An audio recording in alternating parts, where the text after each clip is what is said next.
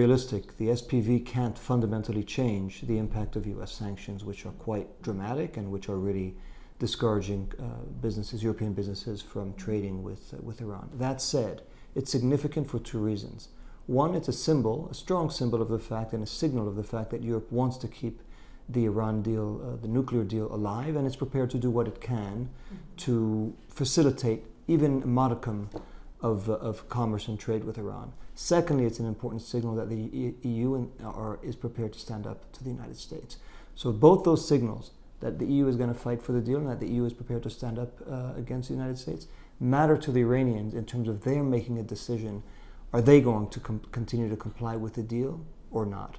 And the more they see the EU standing up for the deal, the more likely it is that Iran will stay in. The more they see the EU drifting towards a ambiguous position or aligning itself with the United States or listening to the United States, the more likely it is that Iran itself will try to find ways to violate the deal or not to be in full compliance. But it does work for the political, or it can work, let's put it that way, it can work in terms of the political impact, which is to try to convince Iran that it is better served by complying with the deal than by violating it.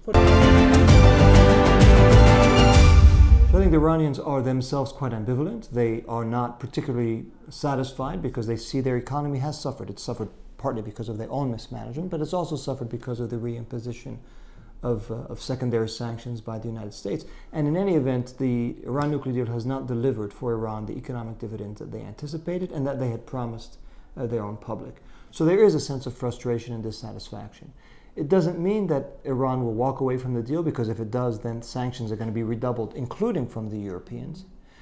But it means that they're going to be watching carefully what Europe does, and every step it takes can help Iran stay in the deal, convince it to stay in the deal, at least for some time. And again, there's one thing that Iran is looking at, which is how long do they think President Trump will still be in office? Is he there for one term or for 2 terms? If it's for 1 term, they could hold their breath, they could wait him out. If it's for 2 terms, it becomes much more difficult.